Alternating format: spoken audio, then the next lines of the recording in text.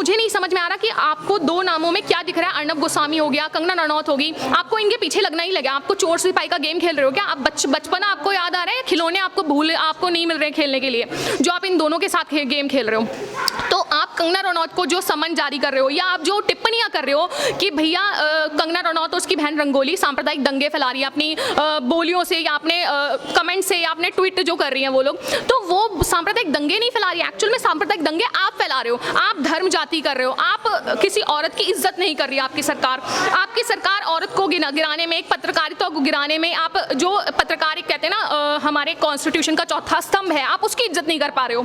तो आप क्या इज्जत करोगे हमारे कानून की? आप क्या इज्जत करोगे हमारे कॉन्स्टिट्यूशन की, जब आप पत्रकारिता जो एक कहते हैं ना पहले से हम जिसको एक बहुत ऊंचा दर्जा हमने दिया हुआ है कि भैया पत्रकार के माध्यम से हमें सुबह की चाय के नाश्ते के साथ हमें सच्चाई देखने को मिलती है कि दुनिया में हो क्या रहा है। लोगों की सोच तो आज तक वही थी, लेकिन जब आप हमारे बहुत बड़े बड़े पत्रकार ही आप उनको घरों से किडनैप करा के उठा रहे हो, उनको जेल भिजवा रहे हो, तो हमारी आम आदमी की औकात नहीं है आपके सामने। भाई कंगना रनौत जैसी हीरोइन, आप उसका घर तोड़वा सकते हो, आम बंदे की औकात ही क्या है आपके सामने? नमस्कार, आप सभी का स्वागत है हमारे चैनल पर। मैं संचित भारद्वाज आपके साथ। और कंगना रनौत को जिस तरीके से घेरा जा रहा है, अब कंगना रनौत और उनकी बहन को तीसरी बार सम्मन भेजा गया है मुंबई पुलिस द्वारा, और उनको 23 नवंबर से पहले बांद्रा जो पुलिस स्टेशन है उस पर पेश होने की बात बोली है। उसी पर कंगना रनौत ने भी ये बात बोली है कि मैं उस पॉइंट ऑफ टाइम पर बिजी हूँ और मैं नहीं आ पाऊंगी।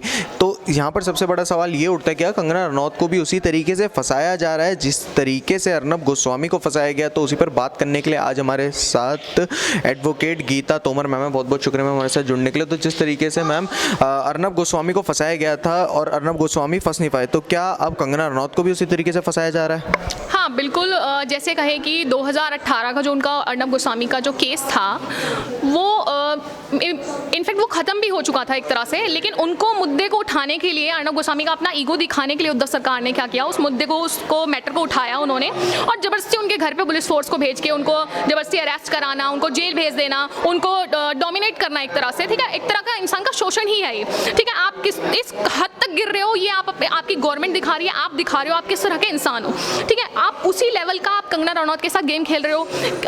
इससे क्या कहूँ मैं, ये दोनों क्या आपकी आंखों के तारे बन चुके हैं कि आपको इनके बिना दिखाई देना बंद हो गया है क्या उद्धव सरकार जी? कि अगर आपको अर्नब गोस्वामी और कंगना रनौत दोनों ही नहीं दिखेंगे तो आप अंधे हो जाओगे क्या आप, या आप काने हो जाओगे अगर एक भी इनमें से नहीं दिखा तो आपको, मुझे नहीं समझ में आ रहा कि आपको दो नामों में क्या दिख रहा है। अर्नब गोस्वामी हो गया, कंगना रनौत होगी, आपको इनके पीछे लगना ही लगा। आपको चोर सिपाही का गेम खेल रहे हो क्या? आप बचपना आपको याद आ रहा है? खिलौने आपको नहीं मिल रहे खेलने के लिए, जो आप इन दोनों के साथ गेम खेल रहे हो।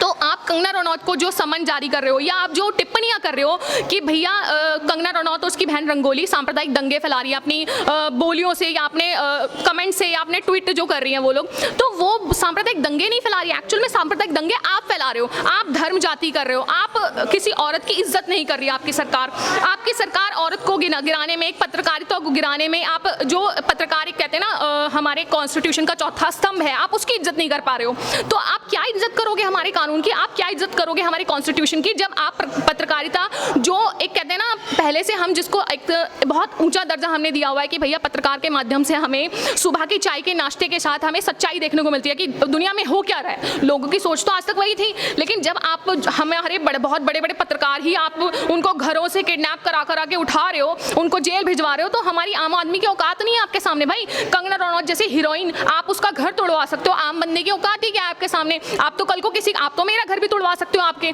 मैं आपके खिलाफ बोल रही हूँ, आप तो कल को मेरा पता लगा के आप मेरे घर समन जारी करवा दो कि भैया इसको उठा लो, आप इसको बंद करा दो, कल तो मुझे भी आप जेल में भिजवा दोगे। मेरी तो कोई हैसियत ही नहीं है आपके सामने।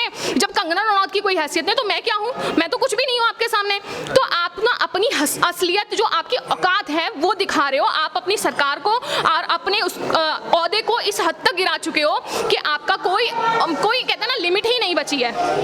मैम ऐसा भी देखा गया था अभी कुछ टाइम पहले, हम जो अर्नब गोस्वामी कंगना रनौत है, इन्होंने जो है ईगो हर्ट कर दी थी उद्धव ठाकरे की सरकार, परमबीर सिंह, मुंबई पुलिस की, और वो फिर पर्सनल एजेंडा पे उतर गए थे कि उनको किसी भी तरीके से बर्बाद करना है, जो कि वो कामयाब नहीं हो पाए। तो अब वो अपना वही पर्सनल एजेंडा कंगना रनौत के साथ भी अप्लाई कर रहे हैं। पहले एफआईआर जारी करी, पहले एफआईआर करी उनकी बहन और उन पर, और अब जो है वो सम्मन जारी किया। तो कितना शर्मसार कर देता है ये उनकी ड्यूटी को कि वो अपनी अच्छे से ड्यूटी भी नहीं निभा पा रहे। कैसे देखते हैं आप? बिल्कुल, कहते हैं ना कि जब एक बंदे को ना, एक कहते हैं ना स्पेशली आदमी जात को ना, जब ईगो पे ठेस पहुंच जाए तो वो अपनी बहुत ज़्यादा ईगो पे ले लेता है और उसको बदला लेने के लिए वो कुछ भी कर रहा है। तो सेम वो कुछ भी कर रहा है, उसको समझ नहीं आ रहा है कि मैं क्या कर रहा हूँ। उसको समझ आएगा जब वो ये कहते हैं ना एक पद त्याग देगा, ये पद से निकल जाएगा, तब उसको समझ में आएगा कि मैंने क्या क्या करतूतें की है, मैंने ऐसे कौन से कर्म किए थे जो जनता मुझे दोबारा नहीं लेके आई चेयर पे।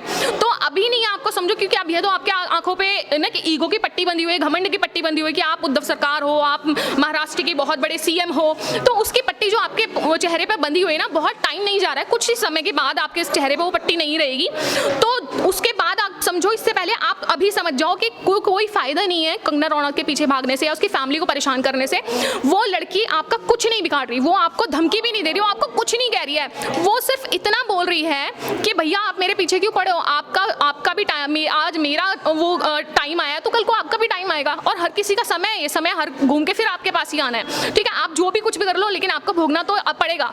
वही टाइम है, वही समय है, और ये पूरे देश की जनता देख रही है कि घूम के टाइम आपकी उद्धव सरकार आपको पलटने फिर दोबारा आने वाला है। कंगना रनौत को परेशान करके, अर्नब गोस्वामी को परेशान करके आपका कुछ नहीं जाने वाला। सिर्फ आपकी औकात, आपकी असलियत, आपकी सरकार की, आपकी पुलिस प्रशासन की, कि पुलिस अच्छे से लोगों को न्याय भी नहीं दिला पा रही है अच्छे से। अब ये मान लो कि कंगना रनौत को अगर इलीगल तरीके से धमकाया जा रहा है या कुछ भी परेशान किया जा रहा है, तो सोचो वो पुलिस के पास भी नहीं जा सकती, क्योंकि पुलिस भी उनकी है।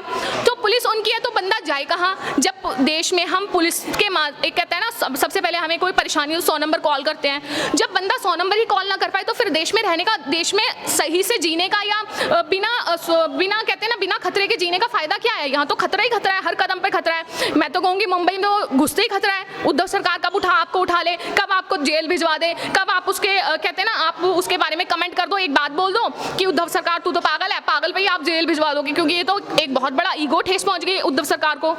मैम, सबसे बड़ा सवाल अब जो खड़ा होता है वो बॉलीवुड इंडस्ट्री पर खड़ा होता है। जिस तरीके से इतने दिनों से हम ये देख रहे हैं बॉलीवुड इंडस्ट्री में जो पूरा माफिया चल रहा था ड्रग्स का, उसके बाद वो बॉलीवुड इंडस्ट्री जिन पर ड्रग्स का पूरा जो केस अब है ज़ोरों शोरों से एनसीबी ने उठा दिए, तो उसी पर अब कोई भी बॉलीवुड इंडस्ट्री का किसी भी तरह की कोई आलोचना नहीं कर रहा इन सब चीज़ों में। वहीं अगर हम देख ले सुशांत सिंह राजपूत जी के लिए कोई भी नहीं खड़ा हुआ। उसके बाद कंगना रनौत जी का जब घर जो बीएमसी ने जो उनका जो ऑफिस तोड़ा था उस पर भी किसी भी तरह की कोई भी टिप्पणी नहीं करी, और वहीं ये बॉलीवुड वाले आ जाते हैं रिया चक्रवर्ती को बचाने के लिए। आप कैसे देखते हैं इस चीज़ को? आप देखिए ना, रिया चक्रवर्ती को बचाने के लिए इनफैक्ट कोई ऐसी हीरोइन बची नहीं होगी जिसने ट्वीट ना किया हो, जिसने मीडिया के सामने आके बोला ना हो।